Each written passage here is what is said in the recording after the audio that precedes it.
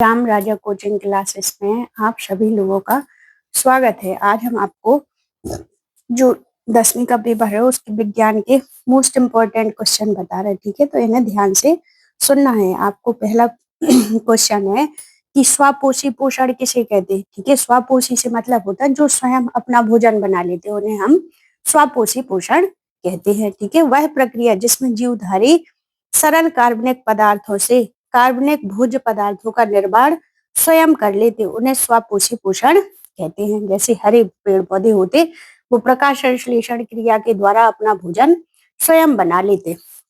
ठीक है, अगला है कि विषमपोषी पोषण किसे कहते। विषमपोषी पोषण क्या है कि वह प्रक्रिया जिसमें जीवधारी सरल कार्बनिक पदार्थों को सरल अकार्बनिक पदार्थों से भोजन निर्मित नहीं कर पाते और दूसरे जीवों से प्राप्त करते हैं, उन्हें विषमपोषी पोषण कहते हैं। ठीक है, जो अपना भोजन स्वयं नहीं बना पाते उन्हें विषमपोषी कहते हैं।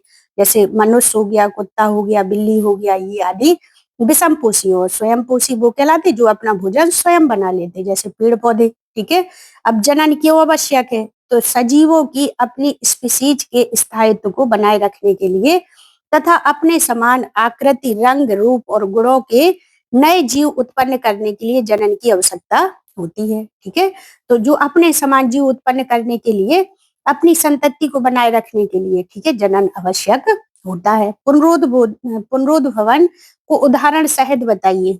ठीक है, तो क्या है वह प्रक्रिया जिसमें किसी जीव के किसी भाग या अंग का ऊतक का पुनरुत्पादन, मरम्मत या क्षतिग्रस्त अंगों का निर्माण, शरीर के किसी छोटे खंड से पूर्ण शरीर का निर्माण भ्रूणी अवस्था के बाद होता है। जैसे हाइड्रा और प्लेनेरिया। ठीक है, हाइड्रा को कई भागों में विभाजित कर दो, वो नए भागों में अपना एक नई हाइड्रा का निर्माण कर लेता।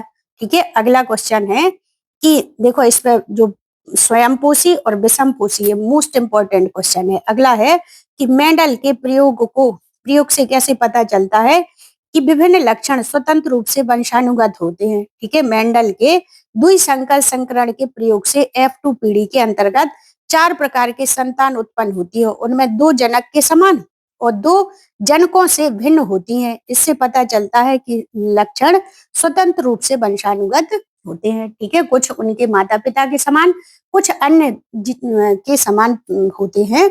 इससे पता चलता कि इनमें क्या है, ये लक्षण है जो स्वतंत्र रूप से वंशानुगत होते हैं। ठीक है, संतति में नर और मादा जनकों द्वारा अनुवांशिक योगदान के बराबर की भागीदारी किस प्रकार सुनिश्चित की जाती। तो देखो लैंगिक जनन की प्रक्रिया में क्रोमोसोम गुणसूत्र अर्धसूत्री विभाजन द्वारा 2 भागों में बट जाते और निषेचन प्रक्रिया के द्वारा नर से 23 गुणसूत्र तथा मादा से 23 गुणसूत्र मिलकर के संतति में 46 गुणसूत्र आते हैं। इस प्रकार संतति में नर और मादा जनकों द्वारा अनुवांशिक योगदान में बराबर की भागीदारी सुनिश्चित होती है। ठीक है, इसमें मोस्ट इंपोर्टेंट है कि अवतल दर्पण के 2 अनुप्रयोग, अवतल दर्पण आएगा पेपर में। ठीक है, तो अवतल दर्पण के नंबर 1 हजामत बनाने के शीशे में जो दाढ़ी बनाते हैं ना लोग बाग, ठीक है, उसमें और आंख, नाक, कान, गले के सूक्ष्म निरीक्षण में किया जाता है। ठीक है, ये याद रखना। अगला है उत्तल लेंस के, इनमें 2 में से एक तो आने ही आना है। ठीक है, उत्तल लेंस के उपयोग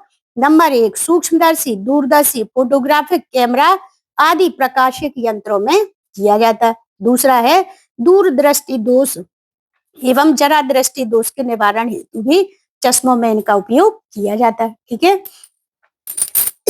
अगला है कि वर्ण क्रम को परिभाषित कीजिए। तो वर्ण विक्षेपण के फलस्वरूप श्वेत प्रकाश का अपने अवयवी रंगों में विभक्त होकर विभिन्न रंगों का प्राप्त अनुक्रम वर्ण क्रम कहलाता है। जब श्वेत प्रकाश प्रिज्म से गुजरता है तो वह 7 रंगों के समूह में बट जाता, यह 7 रंगों का समूह ही वर्णक्रम कहलाता है। ठीक है, तो ये जो 7 रंगों में विभक्त होता वैजानी पीनालह।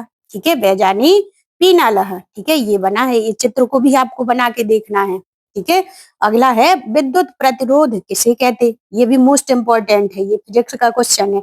ठीक है, 1 मीटर लंबे तथा 1 वर्ग मीटर अनुप्रस्थ काट वाले तार का प्रतिरोध उस चालक पदार्थ की विद्युत प्रतिरोधकता कहलाती है। इसका मात्रक क्या होता है, विद्युत प्रतिरोध का मात्रक ओम मीटर होता है। ठीक है, ये भी आता कि किसी चालक के प्रतिरोध आर उसकी प्रतिरोधकता विशिष्ट क्यू में क्या संबंध है। तो देखो विशिष्ट प्रतिरोधकता विशिष्ट प्रतिरोध क्यू, तो प्रतिरोध गुणे अनुप्रस्थ काट का क्षेत्रफल ए, अनुप्रस्थ काट के क्षेत्रफल को दर्शाते अपन ए से और प्रतिरोध को दर्शाते आर से बटे चालक की लंबाई को दर्शाते एल से। तो ये सूत्र आप याद कर लेना। अगला मोस्ट इंपोर्टेंट क्वेश्चन है कि परितंत्र किसे कहते हैं। देखो परितंत्र किसी क्षेत्र के सभी जीव तथा वातावरण के अजैव घटक संयुक्त रूप से परितंत्र कहलाते हैं। इसके दो घटक होते, नंबर एक जैविक और दूसरे होते अजैविक। ठीक है, जैविक में कौन है, घास, वृक्ष, विभिन्न जीव जंतु। ठीक है, जो जीवित है वो जैविक है,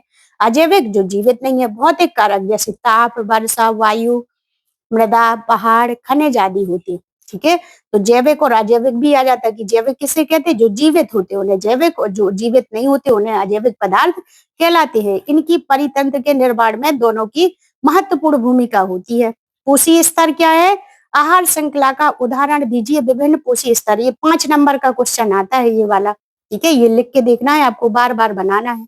तो क्या है, किसी आहार श्रृंखला में विभिन्न स्तरों के चारों चरणों को पोषी स्तर कहते हैं, जिसमें प्रत्येक चरणों पर भोजन का स्थानांतरण होता है। सबसे पहले घास। ठीक है, ये घास क्या है, प्रकाश संश्लेषण क्रिया के द्वारा अपना भोजन स्वयं बना लेते। अब घास को कौन खाते, टिड्डे, टिड्डे को कौन खाता, मेढक, मेढक को कौन खाते, सांप। ठीक है, और सांप को कौन खाते, चील या बाज खाते। ठीक है, तो इस प्रकार इनका ये क्रम होता है। उपरोक्त वर्णित खाद्य श्रृंखला में विभिन्न 5 पोषी स्तर होते हैं। पहला क्या है, घास, घास क्या है, प्रथम उत्पादक कहलाते हैं। फिर दूसरा है कीट, प्राथमिक उपभोक्ता है। फिर है अपना पोषी स्तर मेढक, द्वितीय उपभोक्ता। ठीक है, तीसरा सांप, तृतीय उपभोक्ता, और जो पोषी स्तर पक्षी है वो चतुर्थ उपभोक्ता, और फिर आते अपने अपघटक के रूप में। ठीक है, जो सूक्ष्म जीव जंतु होते वे किसी भी जीव को छोटे छोटे पदार्थों में तोड़ करके पुनः मिट्टी में बदल देते, तो ये अपघटक कहलाते हैं। ठीक है, अगला आता कि संतृप्त और असंतृप्त हाइड्रोकार्बन में अंतर लिखना है। तो संतृप्त कार्बन वो कहलाते जिनकी संयोजकता पूर्ण होती है, जिनकी संयोजकता पूर्ण नहीं होती वो असंतृप्त हाइड्रोकार्बन कहलाते हैं। संतृप्त हाइड्रोकार्बन क्या है, इनमें 2 कार्बन परमाणु के बीच एकल बंध होता है। ठीक है, इनकी संयोजकता कैसी होती, पूर्ण होती। इसमें कार्बन कार्बन के बीच द्वि आबंध या त्रि आबंध होते हैं। ठीक है, 2 बंध लगे रहते, ये त्रिबंध के द्वारा अपनी संयोजकता पूर्ण करते, नीली ज्वाला के साथ जलते। जो संतृप्त हाइड्रोकार्बन होते जैसे अपनी एलपीजी है, क्या है, संतृप्त नीली ज्वाला के साथ जलेंगे। ये कैसे हैं, धुएं के साथ जलते हैं। इनमें प्रतिस्थापन अभिक्रिया होती, इनमें संकलन अभिक्रिया होती है। ठीक है, प्रतिस्थापित होते और इनमें संकलन होता है। ये भी मोस्ट इंपोर्टेंट क्वेश्चन है कि हीरा ग्रेफाइट में अंतर लिखिए। तो हीरा ग्रेफाइट का अंतर निश्चित आता क्या है, हीरे में प्रत्येक कार्बन परमाणु अन्य 4 कार्बन परमाणु से शक्तिशाली बंधों द्वारा जुड़ करके एक दृढ़, स्थायी और त्रिविमीय संरचना बनाता है। ठीक है, ऑब्जेक्टिव में आ जाते कि हीरे की संरचना कैसी होती, तो त्रिविमीय संरचना कैसी होती, त्रिविमीय संरचना होती है। ठीक है, और ग्रेफाइट क्या है, ग्रेफाइट में प्रत्येक कार्बन परमाणु अन्य 3 कार्बन परमाणु से जुड़कर षटकोणीय आकृति बनाते हैं। कैसे बनाते, षटकोणीय, और ये बनाता, हीरा बनाता त्रिविमीय। ठीक है, ऊष्मा एवं विद्युत का कुचालक होता। ठीक है, और जो ग्रेफाइट है ऊष्मा एवं विद्युत का सुचालक होता है। इसका उपयोग आभूषण बनाने, कांच काटने, औजार बनाने आदि में किया जाता है। ठीक है, और ग्रेफाइट का उपयोग स्नेहक के रूप में, इलेक्ट्रोड के रूप में आदि में किया जाता। अब आता प्रश्न कि पाचन तंत्र का नामांकित चित्र बनाइए। तो ये चित्र बनाना है आपको और इनके नाम लिखना है। सबसे पहले क्या है, जिह्वा, फिर क्या है, डायफ्राम, फिर है हमारा पित्ताशय, फिर है पित्तनली, फिर है यकृत, फिर है अग्नाशय। ठीक है, परिशेषिका और गुदादार। इस प्रकार ये हमें नामांकित चित्र बना करके इनके नाम लिखना है। ये भी 5 नंबर का आता। अगला है मानव फेफड़े का नामांकित चित्र बनाइए। तो फेफड़े का बढ़िया चित्र बना देना और इनके नाम लिखना है। सबसे पहले क्या आता है, ट्रेकिया, ठीक है, बोकंस, फिर बाय लेफ्ट लंग्स, फिर आता अपना जी है इस साइड राइट लंग्स। ठीक है, इस प्रकार आपको इनके चित्र बना करके देखना है। जो भी क्वेश्चन हम आपको बता रहे हैं वो मोस्ट इंपोर्टेंट क्वेश्चन है। Thank you.